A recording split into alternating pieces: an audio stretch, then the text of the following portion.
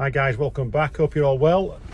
I've been under the radar a little bit recently, just things going on in the background. Hopefully some future plans next year.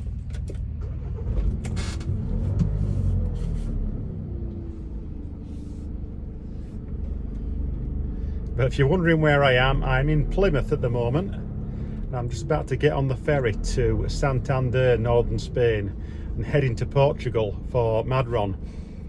So we just travelled 320 miles from my house in Yorkshire down to Plymouth, and I'm just nearly out of fuel. Got about 60 miles left on the tank at the moment, so we're going to fill up with fuel when we get across, because it's a lot cheaper over there in Spain as fuel compared to the UK. Once we get across the water to Santander, we've got a 400-mile drive from there to Lagares, which is near Porto, and that's where the event is taking place. So we're just about to check in now. It's all a bit fluid, is this, so just bear with me.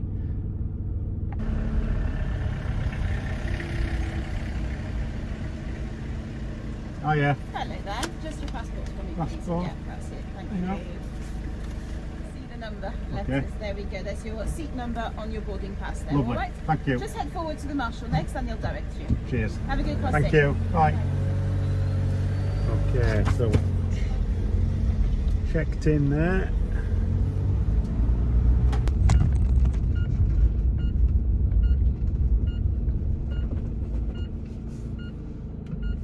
So we've just checked in. We're on the Brittany Ferries Pont Haven boat, and that's Plymouth to Santander. This is the first time I've done the Plymouth to Santander route. I normally go Portsmouth, Santander or Bilbao. It's been a while since I've done them anyway, but this is going to be a bit different because we're on a bit of a budget. I'm going to try and share with you how much everything costs on this journey, this 10-day trip that I'm doing.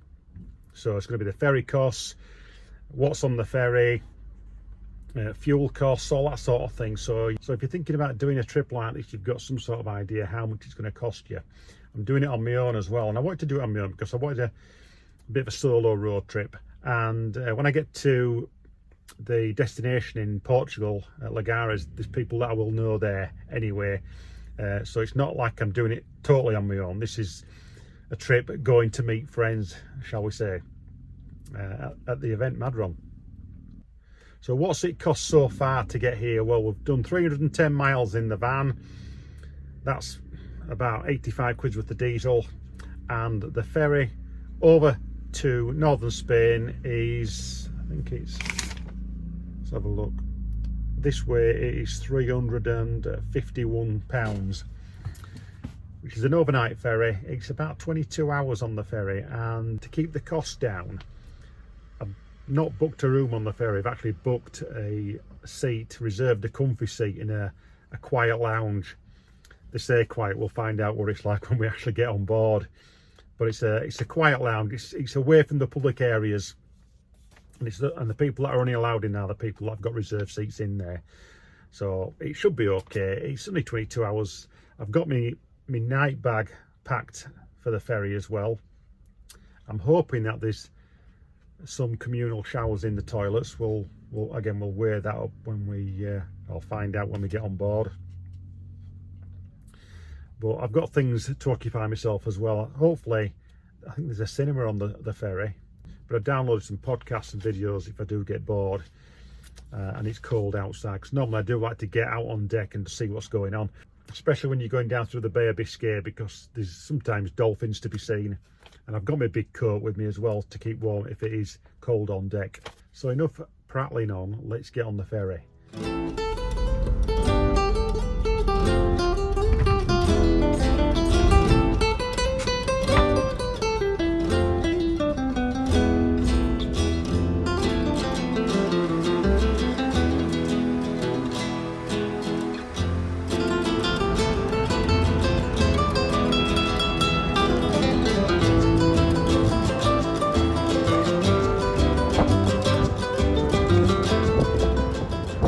Right, we're finally on board, we're all settled in. Next up, Santander. Back soon.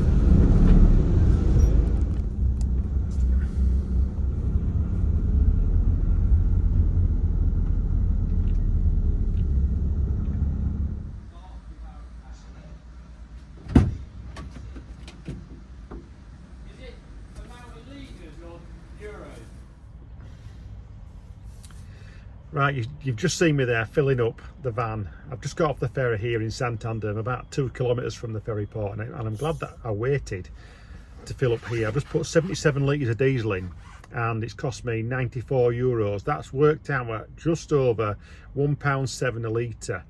Now, where I live in Yorkshire, it's £1.32, £1.33 a litre, so it's a big saving if you're putting a lot of fuel in. It really is. So it really just makes the trip more cost effective by waiting to get across.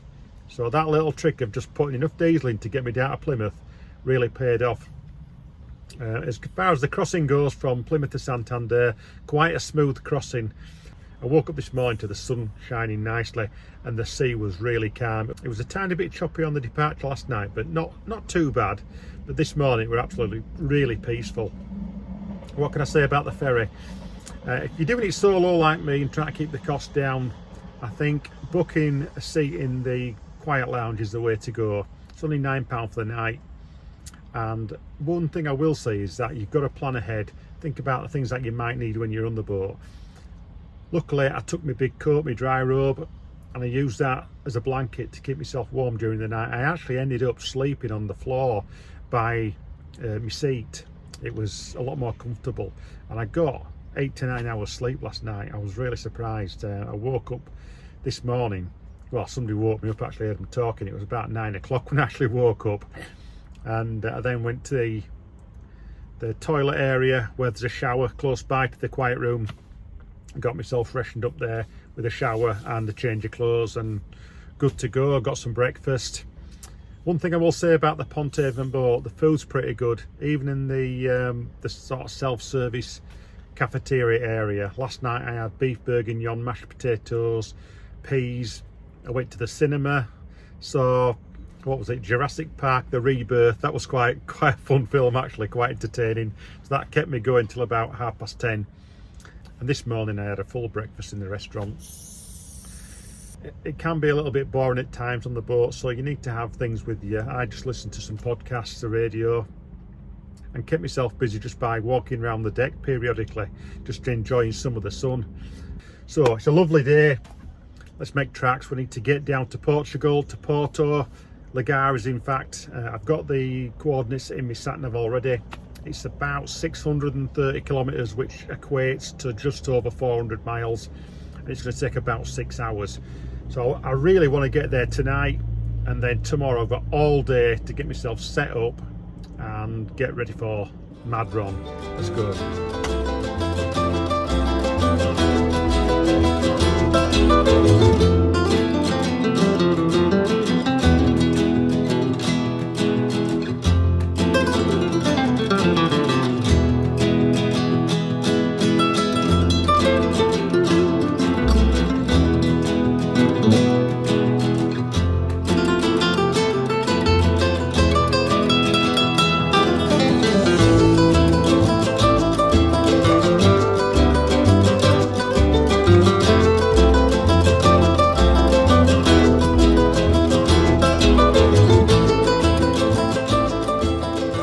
So that was last night. Quite a good drive actually from Santander to Lagares here, 380 miles. We stopped halfway town, which I think was called Zamora, I think, if I pronounced that correctly.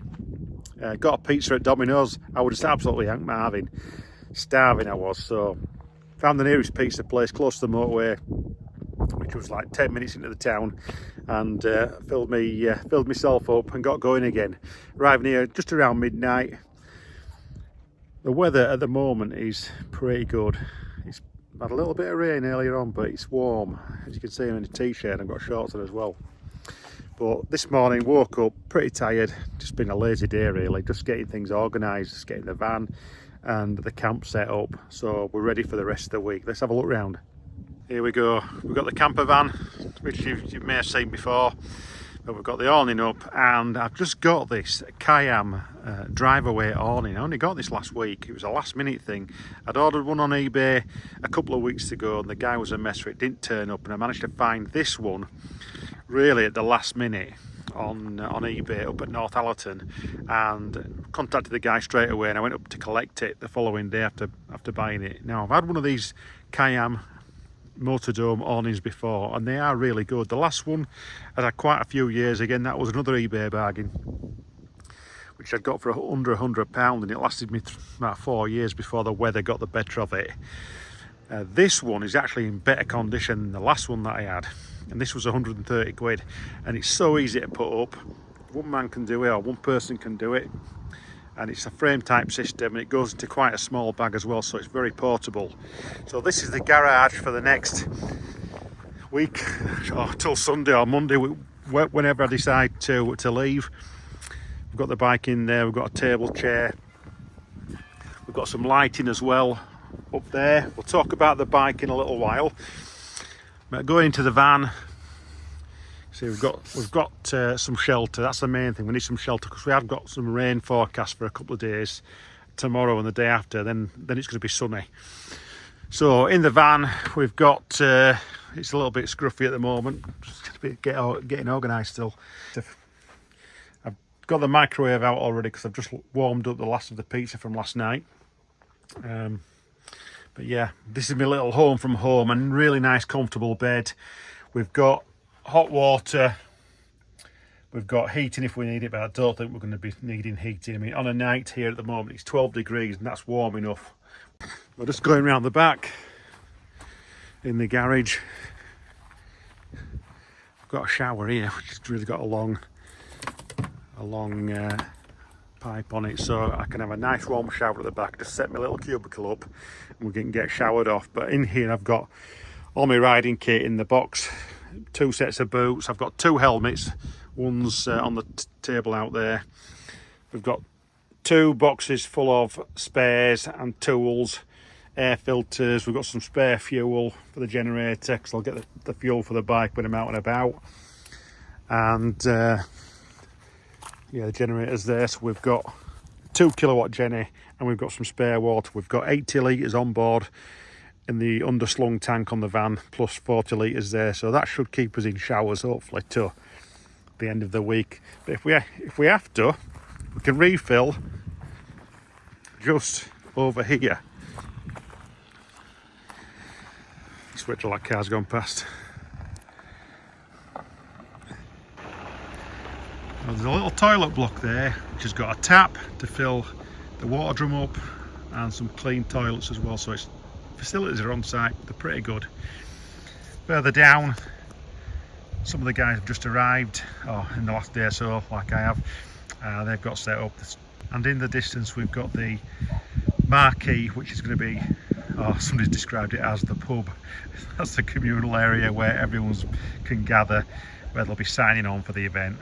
So just coming back into the tent, just looking at the bike, and I'll just talk about a few things on the back. I think I'll just wheel it out actually. So just looking around the bike now, you've seen this bike before, some of you, and it's a KTM 450. It's got a Nomad Adventure Tower on it. We've got some Tusk adventure bags, saddle bags, and just a tank bag on there. We've got a steering damper. I'm using a Garmin eTrex for navigation on this event. The tablet device that I had on, I broke that pretty much on the first ride out. I got the bike upside down in a ditch and damaged it, so luckily it worth a lot of money. It was a bit of a tester really, was that, to see how we got on with it. So I'll have to look at what I actually invest my money in really in the next one for navigation, if I'm going for a tablet device. But for this event, all we need is the Garmin. It's no big deal. Service wise, what have we done with it before we brought it here? Service suspension, forks, rear shock. What else have we done? Bled the clutch and the brakes. The tyres are on it, new tyres, mousses. It's had a really good service before we brought it, so hopefully everything should go to plan this week and we shouldn't have any issues at all. One of the things that I fitted before I came out is a new chain block. Now, there was nothing wrong with the one that was on the bike already, that was a BRP chain block, but this company got in touch with me and asked me to have a look at the sump guards, because they make sump guards for GPX bikes, and you know that I run 2 GPX bikes, but they also sent me this chain block to test. I'm pretty impressed with it. It's made up of layers. It's, you know, reinforced plastic, really, or nylon if you want to call it that, but it's heavy duty stuff. But it's got built into it this protector to deflect any stones or rocks from the lugs of the swinging arm, as it is. Very similar to what you would see now on the newer KTMs. The 24 bikes onwards have got that sort of protection part on their chain block. So yeah, overall I think the bike's good, the bike's ready. Just nice to bring it to this event and use it. You know, one of the last sort of real big mission it had was Morocco a couple of years ago, and since then it's just done like outings in the Yorkshire Dales and down in Wales. So it's nice to bring it to Portugal and give it a bit of a run out. So that's about it for this video. I'll be back in the next one. MadRon, hard enduro and adventure class. Back soon, guys.